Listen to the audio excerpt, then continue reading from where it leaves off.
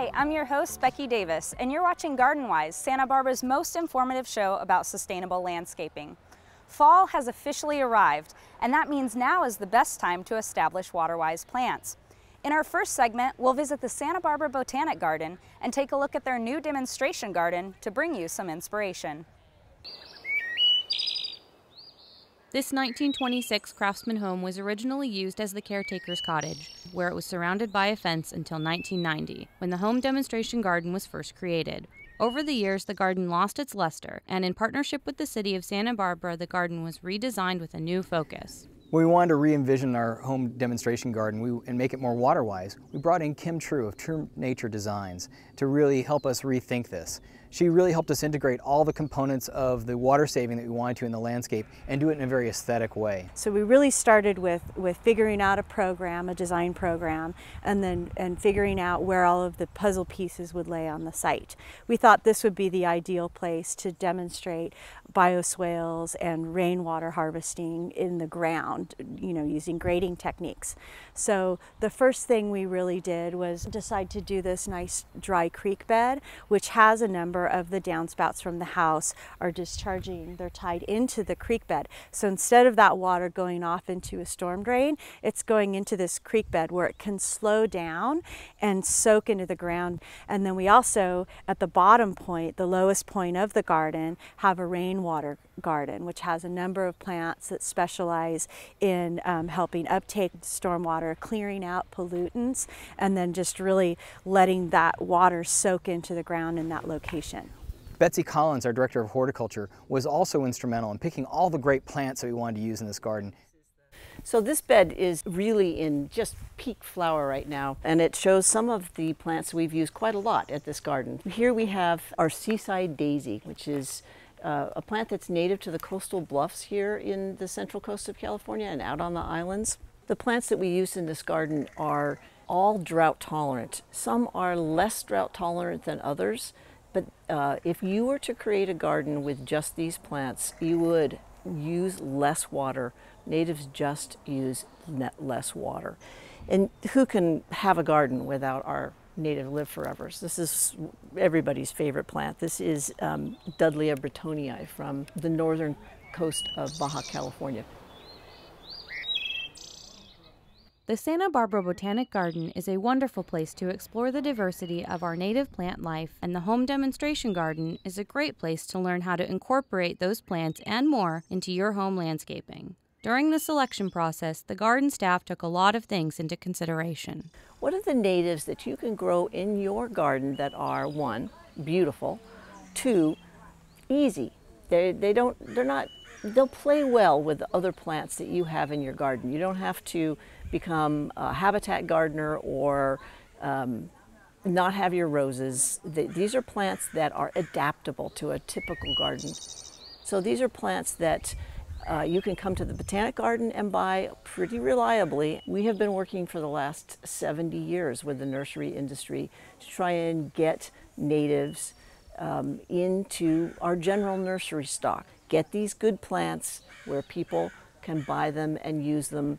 They grow them whether they know they're natives or not. I really want to encourage people to come to the Botanic Garden when they want to think about changing out their own home landscape. Throughout the garden, we have great ideas, great plants, great things that you can also emulate on your own home landscape. The garden is full of great ideas, and the staff wanted to make sure everyone got the most out of their visit and could take some of this information home with them. We have created a water-wise natives for Santa Barbara. Describes the care and the uses of 85 of the best native plants for our gardens. So take a look for that.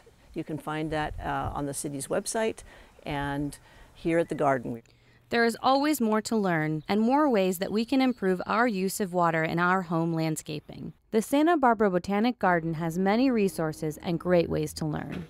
We have classes and instructions and workshops that you can take in where we can help you design your own home landscape, learn about the native plants that are great for you, and make sure you know how to care for them so you have the same sort of wonderful result that we have here.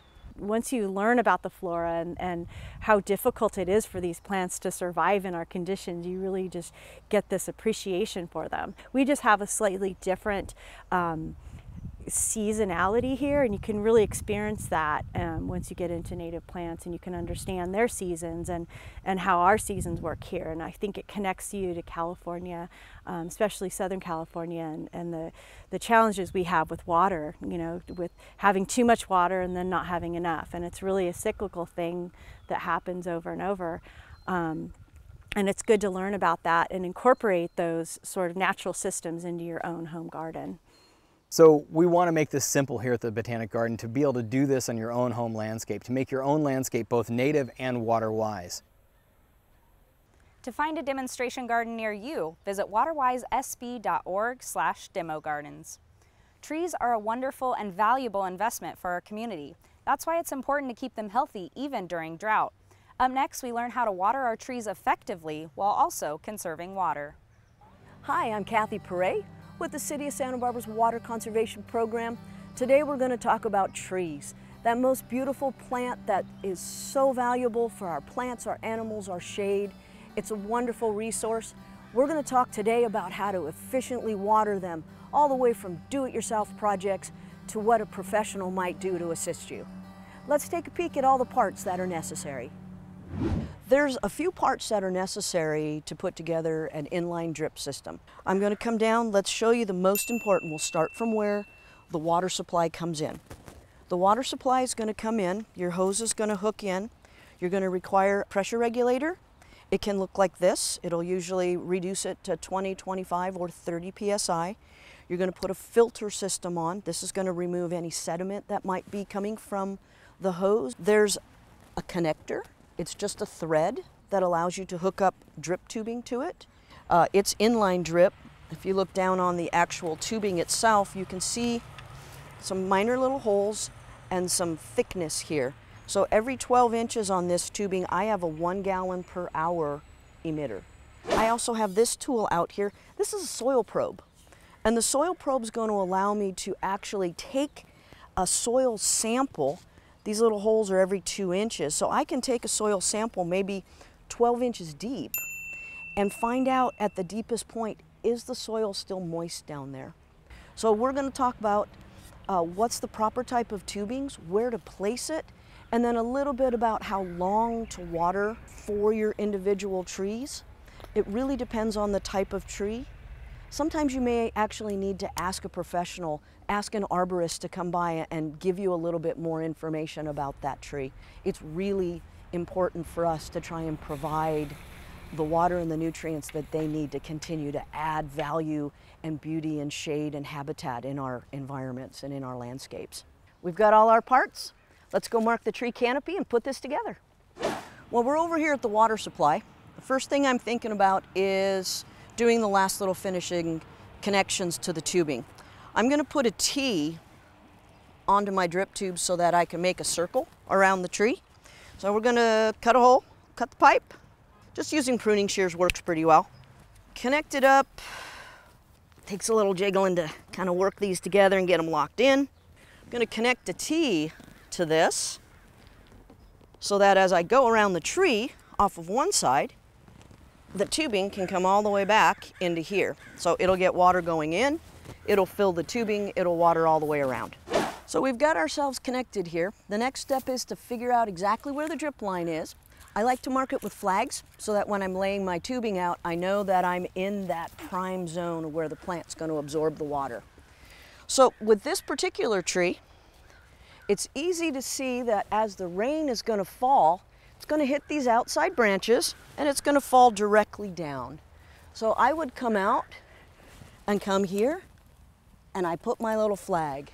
You don't have to put the line exactly where your flags are because those absorptive roots where the moisture and the nutrients are most beneficial for the plant are within a couple of feet inside the drip line and a couple of feet outside the drip line. So the next step we're going to do is we're going to lay that pipe out, put some little tacks to hold it in place, and then hook it up to the water.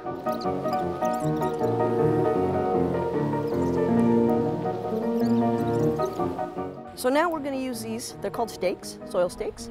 They're going to help hold the pipe down so it doesn't snake away on you. So the easy thing is to do now is we're going to add a T so we can connect up to our water supply.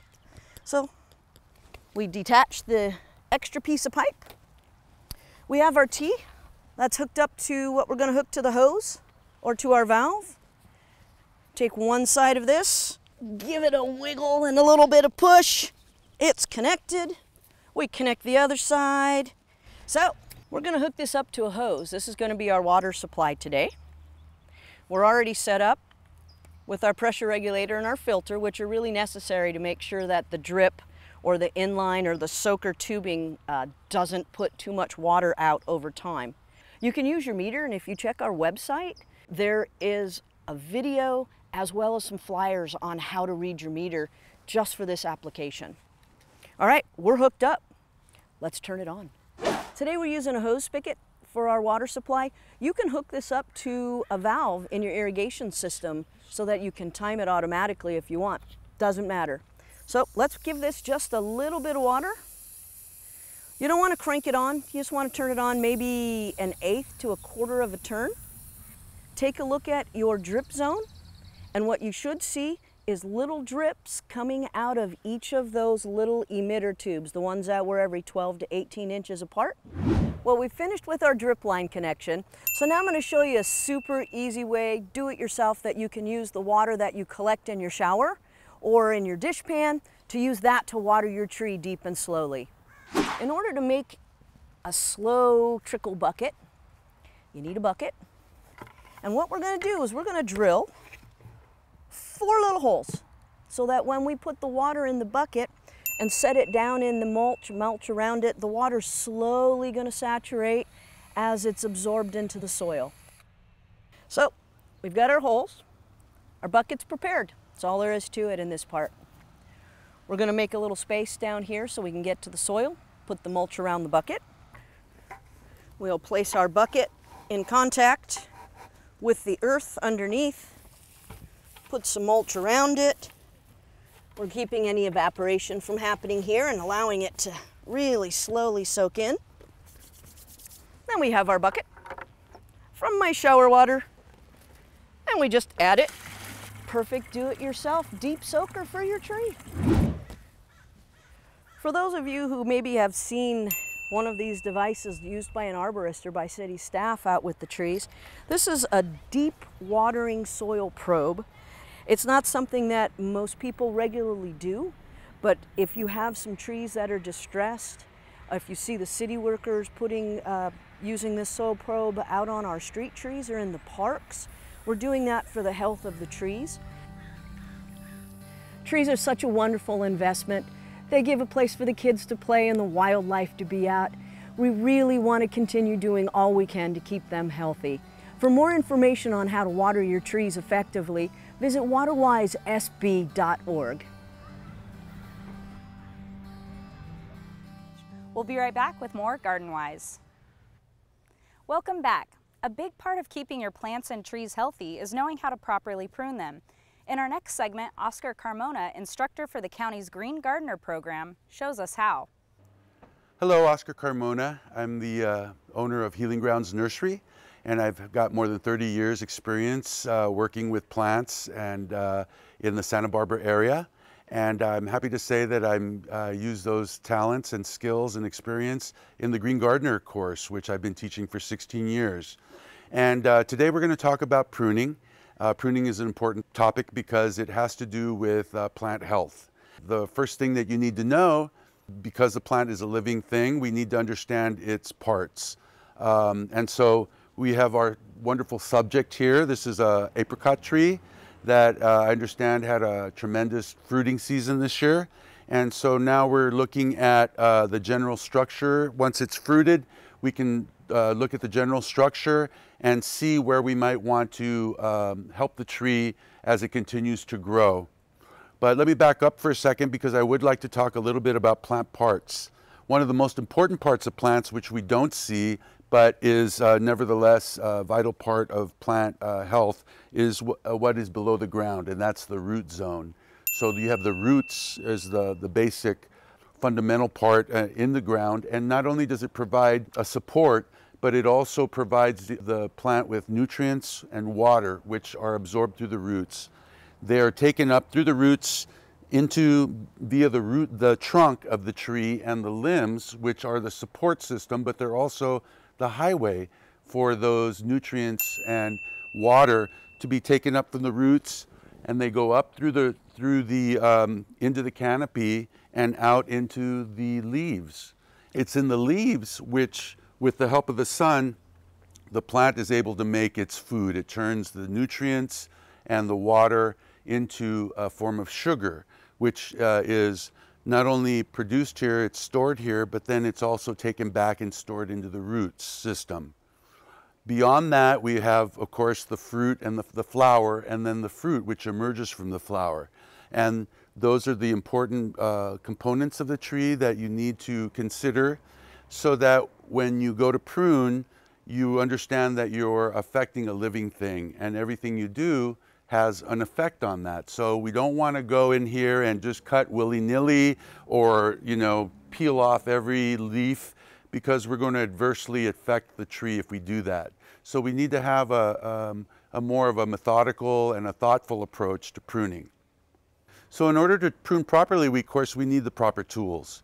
I recommend hand tools that are properly maintained, so that you can make good cuts and that don't peel or tear at the tree, because of course it's a living thing and we want to make sure that the tree is able to grow in a healthy way. Important again to mention that because this is a living thing and the leaves are where the food is made and stored, we don't want to peel off or prune off all the leaves. As a matter of fact, most trees require at least 80% of their foliage to be healthy. So you never want to take more than 20%, 25% of the foliage. You can do a fruit tree a little bit harder because they are very aggressive growers, but not much. And so recognizing the importance of the leaves will help you to remember to be diligent in your efforts to prune. If you've ever seen projects where people just fully remove the leaf system, you're going to see a very stressed out tree, and that is undermining the health of that tree. So just be careful when you do that. You always want to start, and I always tell people, because it can be sometimes overwhelming when you look at the tree, well, where do you start? Because there's no arrow that says start here. So you start with the most obvious problems.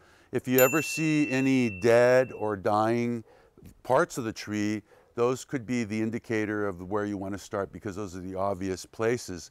Now on a tree like this, it's fairly healthy. We don't need to do that. But what we might want to do in this case with a tree like this is to manage its size. A lot of people think that with a deciduous tree you need to just prune early on in the season before the fruit set, when you start to see the branches swell. That is a good time to prune. However, late summer, after the fruit has been picked, you can really see what is vital on the tree. So sometimes this is actually a better time to prune, because you can clearly see, if there are branches that may not be growing as vigorously as others. And so maybe those are indicators of branches that you want to remove. Now we're going to talk a little bit about proper pruning cuts, because now that you have a sense of the living plant that you're dealing with, and you have a general goal in mind in terms of what you want to achieve with your pruning, it's important to make the proper cuts. You have good equipment that are going to make clean cuts. And now the point is that you need to know exactly where on the branch to cut. And the thing is, when you are pruning a tree, you need to take into consideration the fact that along the branch there are side branches that come off of it that can become leaders. And so in this case, with a tree like this, we're just generally trying to scale it back. And we're not going to do just a general tipping of all the leaves, but we're going to go and be thoughtful in our approach, so that we leave the branch, as I say, and the tree in better shape than we found it. So if we follow this tree back, this limb back, we're gonna see here that there's a nice side shoot here that will take over, and we can effectively scale it back in size by doing so. In order to allow it to heal, we have to make sure that we get a cut that's close, but not right on top of the collar here, which is where the union of the branch meets the larger branch. And you can see how I've already reduced this limb in size by doing that. So again, just to reiterate, you don't want to make wholesale tip cuts along the whole tree because that's going to just stimulate growth on the ends. But if you follow each branch and make a cut where it logically shows a potential for a leader branch, because this will now take the lead and follow up, we've effectively reduced the size and we've provided the tree with another upper growing limb that will effectively make this tree a healthier specimen in the long run. I hope you found this segment on pruning informative. If you'd like to learn more about pruning and other sustainable landscaping techniques, come to the Green Gardener class. It's a free class. It's offered through non-credit Santa Barbara City College through the Hort Department, and they're at the Wake Center, room 26. To learn more about the Green Gardener program, visit waterwisesb.org. Stay tuned. We'll be right back with more GardenWise. Welcome back. Do you want to transform your backyard into the space of your dreams? Up next, local landscape architect and author Billy Goodnick visits the home of two of his clients that want to do just that, but need a little help along the way. Billy, thank you so much for coming out here Great today. to be here. And we love how the front yard turned out. Wonderful. We love it. And even Fred loves it. It's true. I mean, That's our guy. I was reluctant, but it looks great. I'm just concerned, what are we going to do with my grass back here, though? Well, that's why we're here today. So the photos you sent, the video, very helpful. I did a few sketches I can share with you later, but this is a time to kind of look around, see it in person. Give me the grand tour. So, got this big slab here. Doesn't look like much goes on. Well, we inherited it with the house. We don't really know what to do with It's it. only the kids who ever used it when they were skateboarding, but they're gone now. In just little circles. Yep. Well, some of the information you already sent me. There was the desire to have just kind of a social space. You've got dining up there, and that I'm sure works fine. And then after dinner, break away, come down here. What about sitting around a fire pit? Yeah. Kind of a nice, it's already partly sheltered here. We've got some nice trees. Seems like it could be a nice place to sit. So fire pits don't have to be expensive. You can get store-bought ones, just portable. That's one way to go. Okay. Or you could, bring in gas or something like that. Build something nice out yeah. here. And when we're planning this space, we just need to think about how many people are going to come down here, how much space our chair is going to take up, and make sure you can still get from the steps out to the rest of the yard. And the other thing I see here, we've got an existing plant palette, and rather than rip everything up, there's kind of a tropical feel to this. So when we get to the plantings, which is going to still be in a little while, we can talk about how the plant palette all sort of has the same conversation together. Okay, good, good. What else we got? You were concerned. Well, look at my beautiful grass. I love my grass. I would like to keep my grass, or some of my grass. And some of that is for our wonderful puppy dog. Yes. So that makes sense. But what you have here, there's a lot of it, and same thing, it's pushing up against the borders. Plants have to be trimmed. So let's talk about the advantage. If we did reduce the grass, I'm not saying we have to, opportunities I see, and I did a little bit of sketching before I got here, just a few basic ideas. We've got the dining area up here, and it's a beautiful view down this way, so we would be looking across the fire pit area, and then our eye goes right out to here. And right now all you get are, a few bushes and a lot of green, which could probably be upgraded a little bit if there was some sort of focal point. And that can be anything. It's just something special that stands out. Okay. Could be a big ceramic pot with seasonal flowers in it. Some sort of grouping. I mean, if you're into antiquing, whatever, just some object out here that when your eye looks down, it's like, I meant to do this. And one of the things on your list, I don't know if it was margaritas or mojitos, but a few citrus trees. If this lawn came in this way, or whatever we put back in here, and we had enough comfortable space here for a few dwarf citrus trees, Perfect. you get screening. Yeah. It acts sort of like shrubbery, but you also get a harvest from it. So, side yard. Well, I love the idea of the citrus over there. Uh-huh. So why don't we continue that with some kind of veggie garden? You picked the perfect spot because we're on the west side of the house, we've got sun coming in from about mid-morning, and then it'll get sun all day. So this is really great. And if we're okay taking a little bit of grass leading up to here, you know, wrapping up to this point, this is great. And you would also mention something about a place for your water barrel to get some rainwater from here, which is just perfect for watering the veggies. When I was looking at the photos, this seems like kind of an ideal place. It's not visible from the house. You got rain gutters just above, and as long as it's back in this area, it might be an ideal place to catch some rainwater, convenient for moving it out to here. Perfect. So your last concern was the spa area, just feeling kind of out in the middle everywhere? It's just not inviting. I mean, all the concrete and... It's very Spartan. And exposed. Exposed, not intimate. Yeah, well, the fence isn't that high. You're a tall guy, so yeah, I can see there's connection to the windows. So what I see here is a lot of concrete, and I don't know if all of it is necessary. If you don't mind entering and exiting the hot tub from a smaller radius around it, a lot of this concrete can go away. The other thing would be if this area came out, some of these plants could be allowed to grow up quite a bit taller, and now you've got privacy from the windows. There's two reasons to surround this. One is actual visual privacy. You don't want people looking in. But the other is just for a feeling of intimacy. You want to feel like you're kind of surrounded by stuff. Cocoon. So out in this area here between the spa and the vegetable garden, you really don't need anything much higher than hip high, shoulder high, because when you're down here, your point of view is lower. You'll still feel like there's greenery around you. I know we've covered a lot of stuff here. Talked about you know, the place to chillax, the hot tub area, the vegetable garden, all of that. How about I sort of summarize everything, put it in an email, you two hash out which way you want to go, what the priorities are.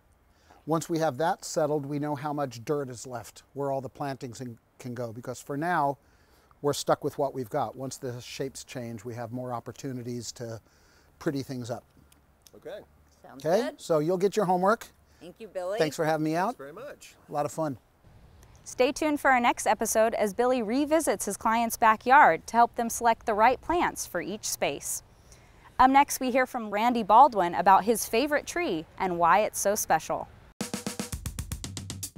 What tree is that? What tree is that? Ah, what tree is that? What tree is that?